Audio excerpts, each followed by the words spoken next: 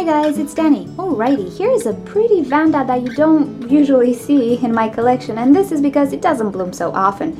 But when I have it in bloom, it is a joy to watch. Now, this orchid is called a Vanda Nitaya Magic Lemon, and as you might expect with a name like that, it's just a commercial name. I've tried to figure out what type of orchid this is, but I cannot really figure it out. There is another orchid which looks very similar to this, and it has a very similar name, and it's called the Vanda Lemon Gold, something like that, but that one is not registered as well. I'd rather not make a mistake and just tell you what the nursery from Netherlands calls this orchid.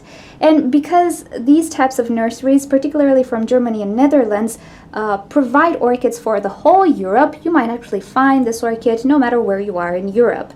And let's talk a little bit about it so you know what you can expect. Now, this orchid looks just like any other Vanda orchid. It's pretty big, has a big root system, so it's not a mini Vanda. It's a proper sized Vanda orchid.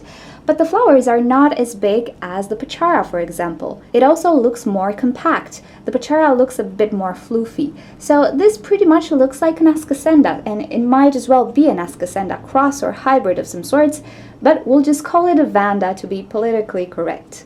Now, the color, as you can see, is absolutely gorgeous. It's not green and it's not yellow either. It's quite lemony, so I can see why the name Lemon Magic or Magic Lemon. It does look like a lemon.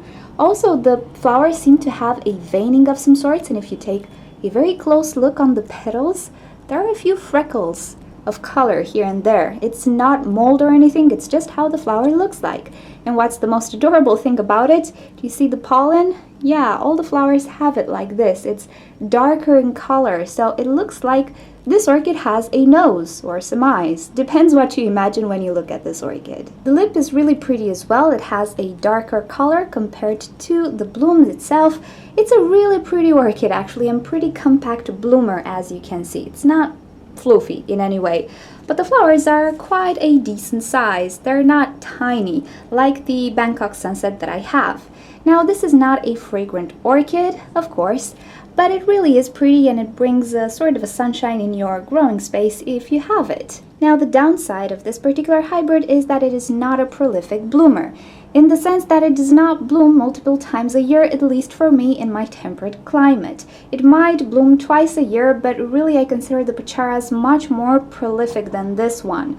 So I have it for almost 3 years, 2 years or something. It bloomed twice, rebloomed twice for me, and every time it was a different year. I purchased it in bloom and it didn't rebloom in that particular year. The second year it only bloomed once, and this being the third year, again it only bloomed once, and I really don't see any other flower spikes coming. But when I purchased it, it did have 2 flower spikes, so it can create multiple flower spikes depending on environment and how you care for it. The flower count is quite normal for this type of Vanda as well. I have 7 flowers on mine. I think I had 8 when I purchased it, so don't expect 20 flowers, but you can have a decent amount of flowers. They just tend to sit in a bouquet like this, which can be quite pretty. I do like it.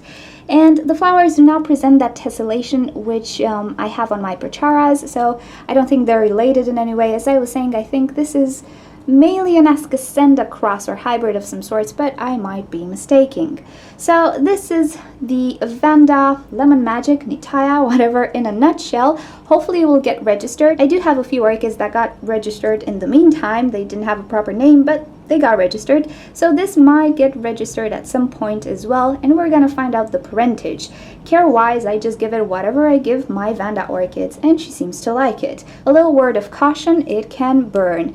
Like any other Vanda, if it's not adjusted to direct sunlight, the leaves might burn. I don't think this is a particular case with this orchid, or it has a sensitivity of some sorts.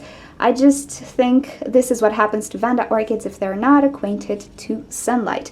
Other than that, it just received the same fertilizer, same watering regime, same care, same light, everything temperature like my other Vandas, and everything goes well. So alrighty, thank you for watching this video. Hope you enjoyed it. If you ever see it in the store, most probably this is it. Now now you know a few things about it, and if you want to learn more, you can visit the info card right here on your screen, and you'll visit the info page that I made on orchidnature.com for more pictures, dimensions, and all of that. So thank you for joining. If you've enjoyed this video, give it a thumbs up and a share, subscribe to my channel for daily orchid videos, and also feel free to leave me comments, questions, or suggestions regarding orchids and my videos, and I'll get back to you. If you click on the left side of your screen, you'll be directed to orchidnature.com, where you'll find care sheets, identification sheets, and also you can talk to us in the forum section. And on the right side of your screen, you can click to watch another orchid video, particularly how to care for Vanda orchids.